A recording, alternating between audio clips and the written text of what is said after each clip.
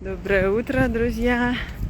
Сегодня нас с Савой посетили светлые мысли о признании. Решила записать короткий эфир. Что же такое признание, друзья мои? Признание – это вампиризм энергетический. Когда человек получает признание на эмоциях, происходит мотивация. И здесь мне вспоминается наш опыт сетевой компании. Привет, Олечка. Про признание разговариваем.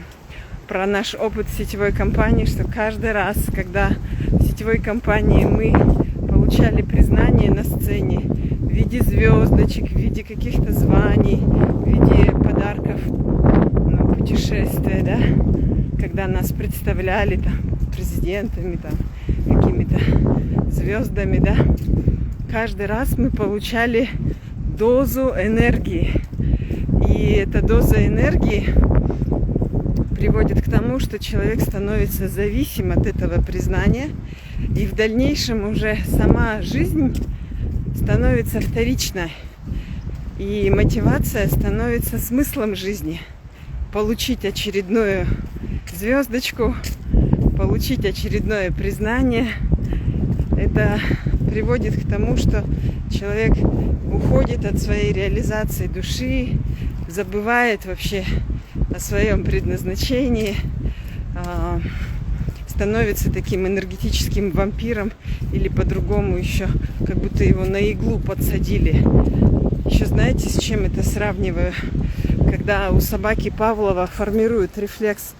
Собачка сделала определенное действие, ей дали косточку. И у нее формируется нейронная связь. Да, я сделаю вот это, и мне дадут косточку. По сути, с человеком то же самое происходит. Я приглашу в компанию столько-то людей, и мне будет дано признание. Вот таким образом. А наша цель, конечно, это генерировать свою энергию.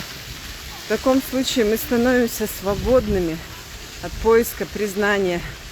И осознанность – это как раз отсутствие поиска признания. Любым своим действием или бездействием. Вообще свобода от мнения других людей. Это и есть счастье. Согласны, друзья мои? То сюда обойдем. Ага, оказывается, есть такой путь, да.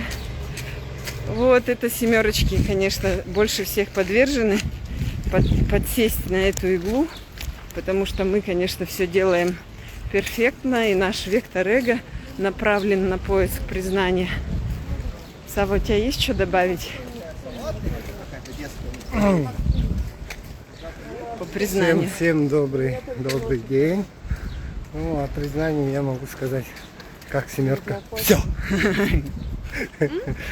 Да, конечно, Вероника все классно сказала, но подвержены не только семерки, подвержены все числа сознания, потому что каждое число сознания хочет взять признание через свой вектор, Там, допустим, единица хочет взять через власть, двойки, они хотят взять через понимание, через отношения, тройки хотят взять через свои знания, четверки хотят взять через свою цель, через креативную цель, а пятерки хотят брать через свою правильность, логику, шестерки хотят брать через свой комфорт, любовь. Но семерок сказали, семерка всегда ищет признание, а восьмерки хотят брать через результат своего труда.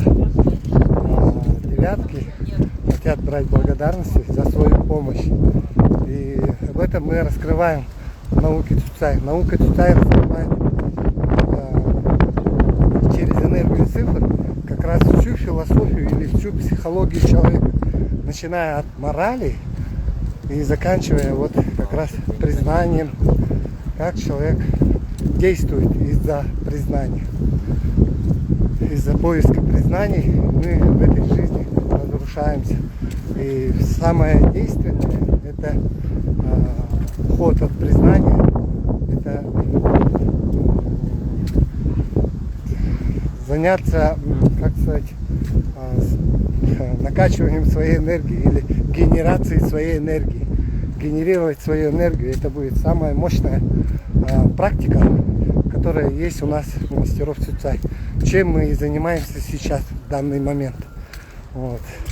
Каждое утро прогулка, каждое утро ходьба. И как сказал наш один топовый тренер, первый ученик Жаната Кажамжарова Сергей Теплых, я лучше с утра накачаю свою энергию, чем потом в течение дня свою машину буду искать там в кювете. Понимаете? Накачаю энергию сегодня с утра, чем разгребать потом все проблемы там в течение дня. Вот. Поэтому поднятие энергии помогает уйти от признания, поднятие энергии помогает как раз быть в ресурсном состоянии, без всяких других практик. Самая простая и самая доступная практика. И самое главное, деньги платить не надо. Сами себе занимаетесь и сами себе накачиваете столько энергии, сколько вам нужно. Благодарю, передаю. Всем пока. Такой коротенький эфир